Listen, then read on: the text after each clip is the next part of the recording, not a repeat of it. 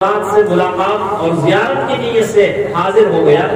کل اتفاق سے ایک پروگرام حضرت مولانا یحییٰ صاحب کے توسط سے دوسری جگہ بھی تھا، مگر بدقسمتی سے جہاں چھوٹ گیا۔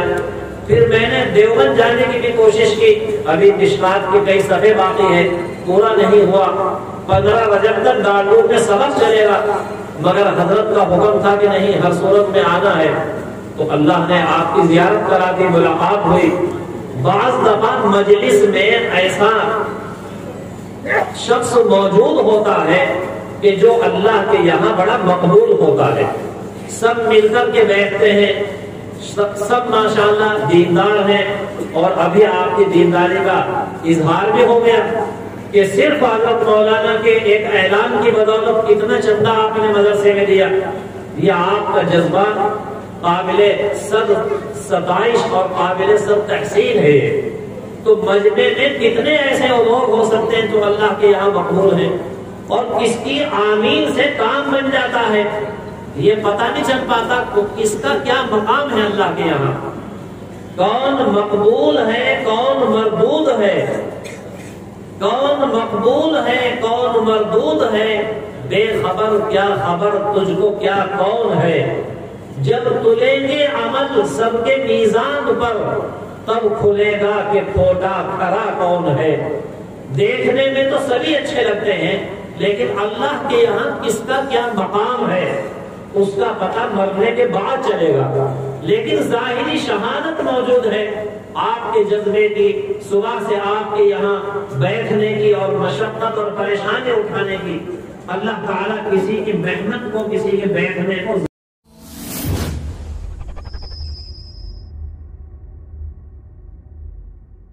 تعالیٰ ہمارا یہاں بیٹھنا قبول فرما دے، اور اس رات کو ہمارے لیے سعادت کی رات بنا دے، اور اس رات کو ہمارے لیے ذریعہ مغفرت اور ذریعہ نجات بنا دے۔ قرآن شریف کی ایک آیت اور ایک حدیث شریف میں نے آپ کے سامنے تلاوت کی تھی، وقت بھی زیادہ ہو گیا ہے، میں کوشش کر رہا ہوں کہ مختصر ہی وقت میں اپنی بات کو ختم کروں۔ تلاوت کی ہے،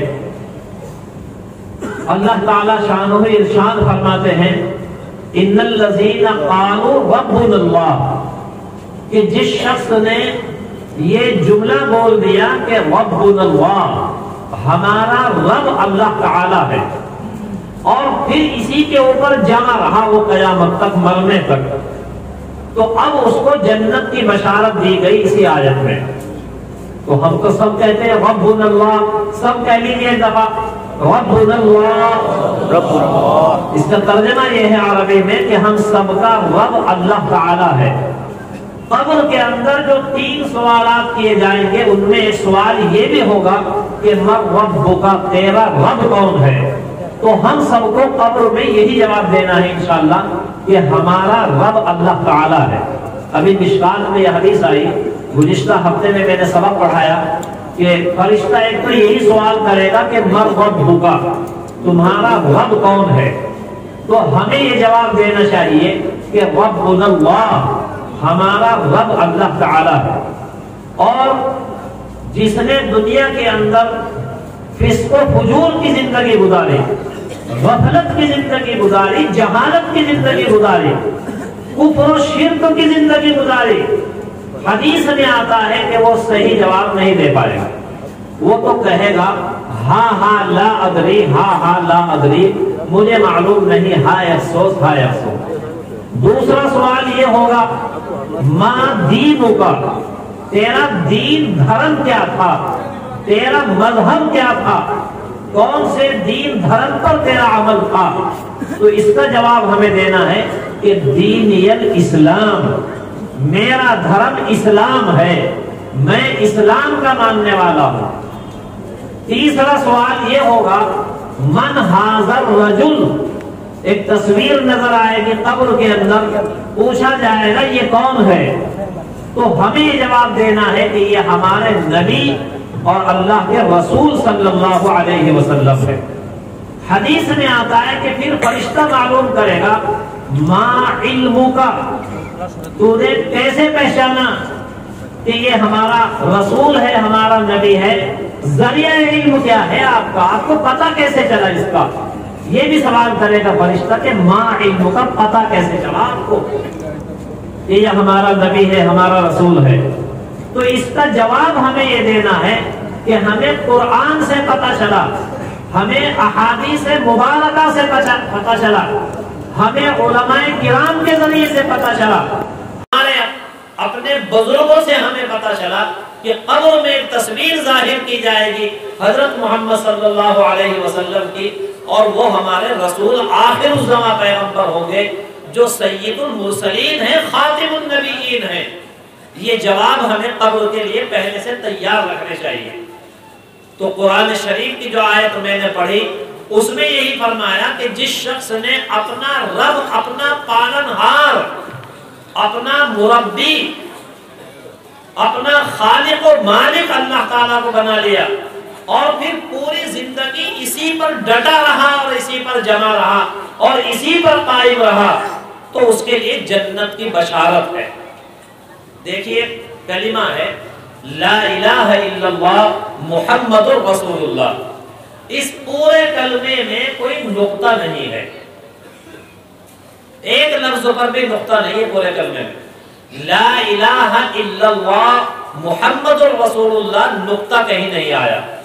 اس کا مطلب یہ ہے کہ نقطہ برابر ہمارے دل میں شرک نہ ہونا چاہیے، نقطہ برابر ملاوٹ نہ ہونی چاہیے، نقطہ برابر شک نہ ہونا چاہیے ہمیں اس کلمے میں۔ ہمارا پالنہار اللہ تعالیٰ ہے جس میں ہمیں ذرہ برابر بھی کوئی شک شبہ نہیں۔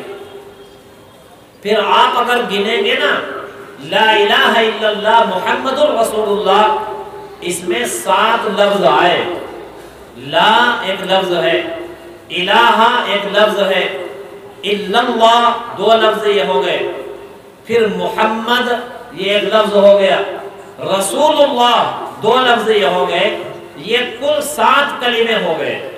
تو ان 7 کلموں پر اگر ہمارا پورا یقین ہے تو جہنم کے دروازے بھی 7 ہیں، سارے دروازے حرام ہو جائیں گے جہنم سے، کسی بھی دروازے سے داخلہ نہیں ہوگا اس کا جہنم۔ اللہ تعالیٰ یہ سعادت ہمارے لیے مقدر فرما دے کہ جیسے اس کلمے کے اندر 7 حرف آ گئے تو جہنم کے 7 دروازے بھی حرام ہو جائیں گے ہمارے لیے۔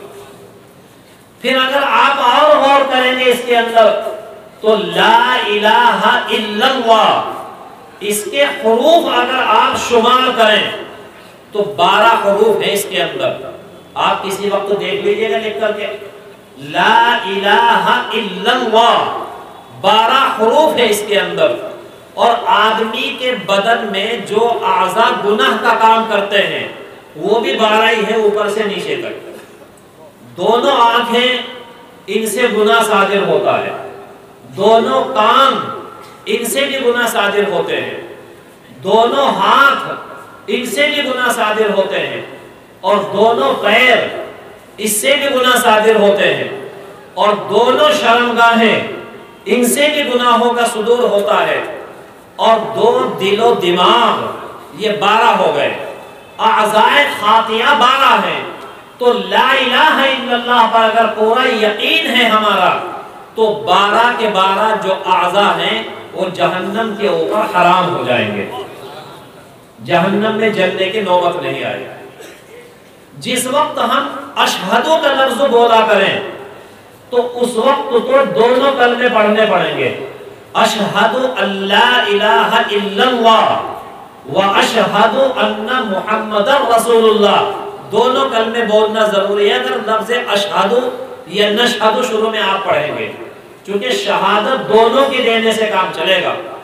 اگر ہم نے صرف اللہ کی شہادت دی، حضور صلی اللہ علیہ وسلم کو رسول ماننے کی شہادت نہیں دی، پھر بھی ہمارا بیڑا پار نہیں ہوگا۔ اور اگر ہم نے صرف رسول کے رسول ہونے کی شہادت دی، اللہ کی الوہیت کی شہادت نہیں دی، تب بھی ہمارا بیڑا پار نہیں ہوگا۔ جب بھی آپ اشہدو کا لفظ بولا کریں یا نشہدو کا لفظ بولا کریں تو دونوں لفظ بولنا پڑے گا۔ اور جس وقت آپ ذکر کیا کریں مسجد میں بیٹھ کر ذکر کریں، گھر میں بیٹھ کر کے ذکر کریں، تو ذکر کرنے کے وقت میں صرف لا الہ الا اللہ بولنا پڑے گا آپ کو۔ لا الہ الا اللہ، لا الہ الا اللہ، لا الہ الا اللہ، ذکر صرف اتنے کلمے کا پڑھنا پڑے گا۔ مشکات کے حدیث میں یہی وضاحت فرمائی، لا الہ الا اللہ، لا الہ الا اللہ۔ چنانچہ ایک بزرگ ہیں ابو یزید قرطبی رحمۃ اللہ علیہ، وہ فرماتے ہیں کہ جس شخص نے 70,000 مرتبہ کا ایک نصاب اپنے پاس جمع کر لیا، لا الہ الا اللہ، لا الہ الا اللہ، لا الہ الا اللہ، تو اس کی سلسلے میں یہ فرمایا ہے کہ اس کی تاثیر یہ ہے کہ اس کے اوپر جہنم حرام ہو جاتی ہے۔ حضرت شیخ الحدیث حضرت مولانا زکریا رحمۃ اللہ علیہ نے فضائل اعمال میں لکھا ہے 70,000 مرتبہ اگر اپنے پاس کسی نے کلمے کا ایک نصاب جمع کر کے رکھ لیا، مرنے سے پہلے قبر کا عذاب نہیں ہوگا، جہنم کا عذاب نہیں ہوگا۔ تو اگر کسی کے پاس وقت ہو تو کم سے کم تو ایک نصاب جمع کر کے رکھیں، اور زیادہ ہو تو زیادہ نصاب جمع کر کے رکھیں۔ ایک جگہ میں نے تقریر کی اپنے علاقے میں، تو ایک نابینا تھے، انہوں نے اسی دن سے اپنے پاس نصاب جمع کرنے شروع کر دیے۔ پھر اس سے میری ایک دفعہ ملاقات ہوئی تو اس نے بتلایا کہ حضرت جب آپ نے تقریر کی تھی پہلی مرتبہ تو میں تو نصاب جمع کرنے شروع کر دیے تھے، اور آج الحمدللہ میرے 52 نصاب ہو گئے۔ اپنے لیے اس نے 52 نصاب جمع کر دیے، اور کسی اور کو بھی ہدیہ دے سکتا ہے، وہ اپنی بیوی کو ہدیہ دے دے، اپنے استاد کو ہدیہ دے دے اس نصاب کا 70,000 مرتبہ کا۔ یہ ابو یزید قرطبی رحمۃ اللہ علیہ فرماتے ہیں کہ میرا ایک خادم تھا جس کے بارے میں یہ شہرت تھی کہ اسے کشف ہوتا ہے۔ کشف کا مطلب یہ ہے کچھ چیزیں غیب کی ظاہر ہو جاتی ہیں۔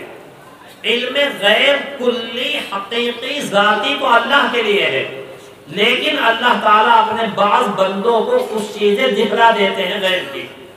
تو حضرت ابو یزید قرطبی رحمۃ اللہ علیہ فرماتے ہیں کہ میرا ایک خادم تھا، میرے ساتھ کھانا کھا رہا تھا، کھانا کھاتے کھاتے چلانے لگا، شور مچانے لگا کہ میری ماں کو تو عذاب قبر ہو رہا ہے۔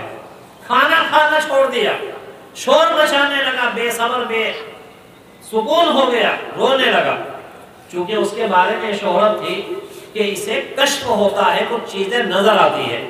تو اس نے اپنی ماں کو جہنم کی آگ میں جلتا ہوا دیکھا۔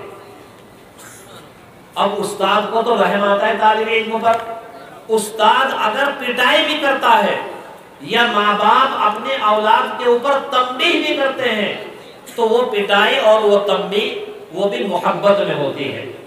لگتی ہے گالیاں بھی تیرے منہ سے کیا بھلی، لگتی ہے گالیاں بھی تیرے منہ سے کیا بھلی، قربان تیرے جاؤں ایک بار پھر سہی، اگر وہ کہہ دے مجھے اپنا غلام سب سے اچھا نام ہو میرا یہی۔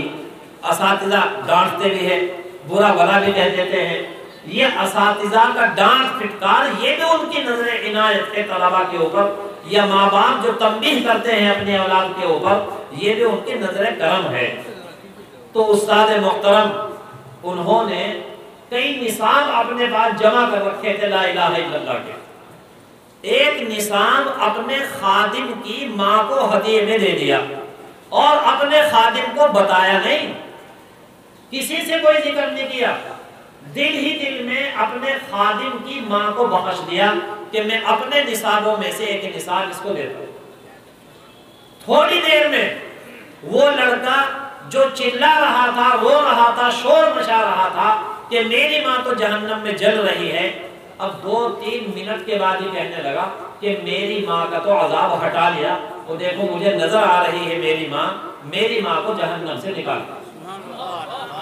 اللہ تعالیٰ نے یہ نظر رحمت فرمائی اس کے اوپر۔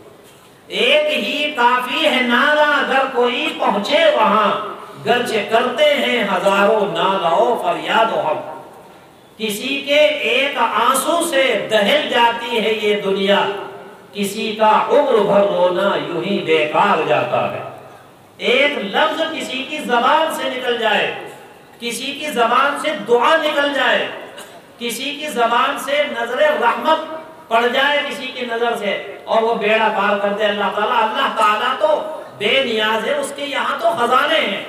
وَإِن مِّن شَيْءٍ إِلَّا عِندَنَا خَزَائِنُهُ وَإِذَا رَأَيْتَ ثَمَّ رَأَيْتَ نَعِيمًا وَمُلْكًا كَبِيرًا۔